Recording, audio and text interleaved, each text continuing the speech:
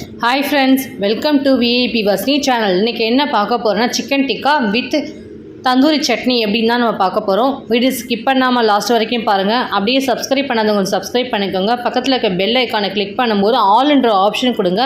அப்போ தான் நான் போகிற வீடியோஸ்லாம் உங்களுக்கு ஆன் த ஸ்பாட்டில் வந்து சேரும். வாங்க வீடியோஸ்குள்ளே போகலாம். இன்றைக்கி நான் 1/2 கிலோ சிக்கன் வாங்கிட்டு வந்திருக்கேன். நல்லா கழுவி வாஷ் பண்ணி வச்சுருக்கேன். இப்போ நம்ம தேவையான மசாலா சேர்த்துக்கலாம். 1 ஸ்பூன் தனி மிளகாய் தூள், 1/2 டீஸ்பூன் மஞ்சள் தூள், 1 ஸ்பூன் இஞ்சி பூண்டு பேஸ்ட், ஒரு 1/2 எலுமிச்சம்பழம் சாறு எடுத்து ஊற்றிருக்கேன், 1/2 டீஸ்பூன் மிளகுத்தூள், 1/2 டீஸ்பூன் ஜீரகத்தூள், தேவையான அளவுக்கு உப்பு, 1/2 டீஸ்பூன் கரம் மசாலா தூள், ஒரு 3 ஸ்பூன் தயிர் எடுத்துக்கலாம். நம்ம போட்டிருக்க மசாலா எல்லாத்தையும் நல்லா மிக்ஸ் பண்ணிக்கலாம். ஃபுல்லாக எல்லாத்தையும் நல்லா மிக்ஸ் பண்ணிக்கணும். அதை சிக்கனில் நம்ம போட்டு நம்ம மசாலா போட்டு நம்ம ஊற வைக்கிறது கரெக்டாக இருக்கும். ஸோ நம்ம எடுத்து வச்சுருக்க சிக்கனெல்லாம் நம்ம அந்த மசாலாவில் போட்டு நல்லா மிக்ஸ் பண்ணிக்கணும்.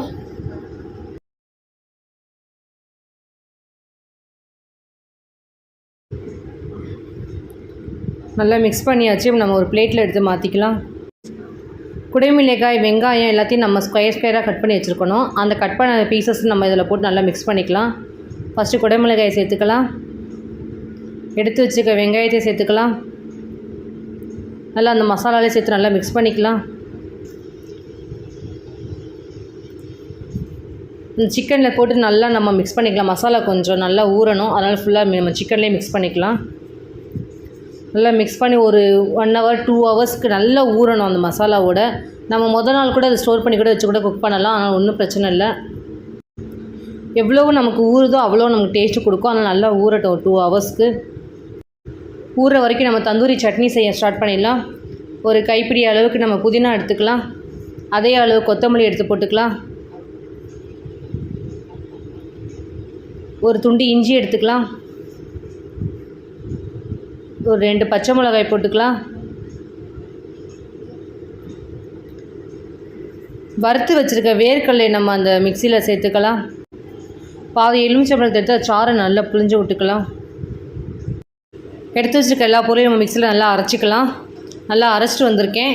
இப்போ நம்ம லைட்டாக உப்பு போட்டுக்கணும். ஒரு 2 ஸ்பூன் தயிர் சேர்த்துக்கலாம். நல்லா கெட்டியான தயிரை சேர்த்து அதையும் சேர்த்து நம்ம மிக்சியில் அரைக்கணும். தயிரையும் சேர்த்து நல்லா மிக்சியில் போட்டு அரைச்சிக்கலாம்.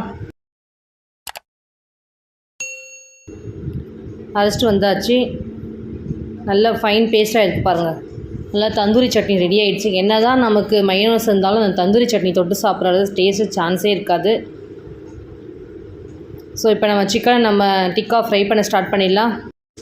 சிக்கன் நல்லா 2 ஹவர்ஸ் கிட்ட ஊறி இருக்குது. இந்த மாதிரி ஒரு ஸ்டிக்கு மாதிரி ஒன்று வாங்கிக்குவோம் நம்ம டிக்கா பண்ணுறதுக்குன்னு.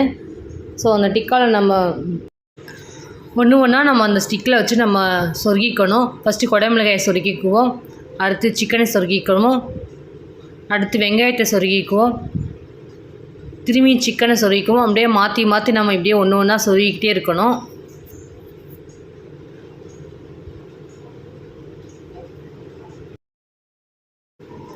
இதே மாதிரி ஒவ்வொரு ஸ்டிக்காகவும் நம்ம இதே மாதிரி சொருகணும்.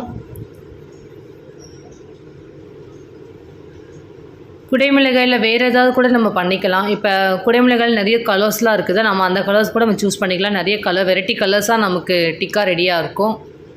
பார்க்கவே நல்லா கலர்ஃபுல்லாக இருக்கும். நான் இன்றைக்கி இப்போ க்ரீன் கலர் குடைமிளகாய் தான் சேர்த்துருக்கேன்.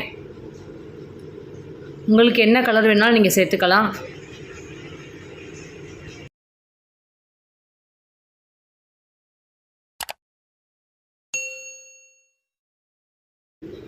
ஒரு வேஸ்ட் தோசைக்கல் ஒன்று எடுத்துக்கலாம். ஏன்னா நம்ம ரொம்ப நேரம் குக் பண்ண போகிறதுனால தோசைக்கல் இதாகிடும். அதனால் நம்ம வேஸ்ட்டு தோசைக்கல் எடுத்தால் கரெக்டாக இருக்கும். நல்லா தோசைக்கல் காஞ்சோடனே லைட்டாக எண்ணெய் ஊற்றிக்கலாம். ஃபுல்லாக நல்லா எண்ணெய் ஊற்றி எண்ணெய் காஞ்சதுக்கப்புறம் நம்ம எடுத்து வச்சுருக்க அந்த ஸ்டிக்கெல்லாம் நம்ம ஒன்றா தூக்கி நம்ம அதில் கல் மேலே வச்சுக்கலாம்.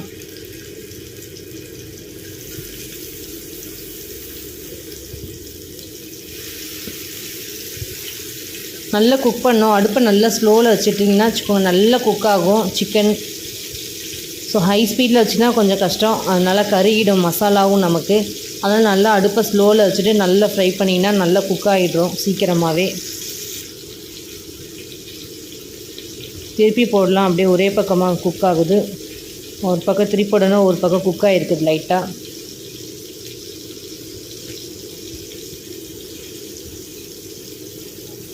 இதே மாதிரி ஒவ்வொரு பக்கமும் நம்ம குக் ஆகும்போது மாற்றி மாற்றி திருப்பி திருப்பி விட்டுட்டே இருந்தீங்கன்னா டிக்கா ரெடி ஆகிடும்.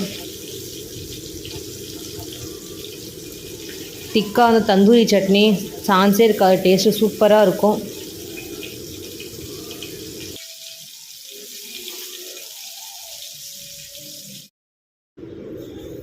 சிக்கன் டிக்கா ஆல்மோஸ்ட் நல்லா குக் ஆகிடுச்சு. அந்த ஸ்டிக்கில் வைக்கவும் இந்த ஸ்டிக்கில் சூடாகவே இருக்காது, நல்லா நார்மலானதாக இருக்கும். நமக்கு கையிலேயே நம்ம சுற்றலாம், ஒன்றுமே சூடாது. நமக்கு வெங்காயம் குடமிளகாய் கொஞ்சம் டக்குன்னு நம்ம குக் ஆகிடும். சிக்கன் கொஞ்சம் லேட் ஆகும். இப்படியே ரோல் பண்ணிட்டீங்கன்னா டக்குன்னு குக் ஆகிடும்.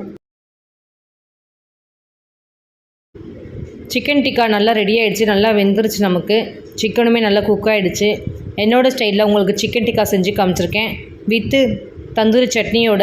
இதே மாதிரி நீங்களும் உங்கள் வீட்டில் செஞ்சு பாருங்கள். செஞ்சு பார்த்துட்டு டேஸ்ட் எப்படி இருந்துச்சு சொல்லுங்கள். கமெண்ட் பண்ணுங்கள், லைக் பண்ணுங்கள், ஷேர் பண்ணுங்கள், சப்ஸ்கிரைப் பண்ணுங்கள். பக்கத்தில் இருக்க பெல் ஐக்கானை கிளிக் பண்ணிவிடுங்க. Thank you friends.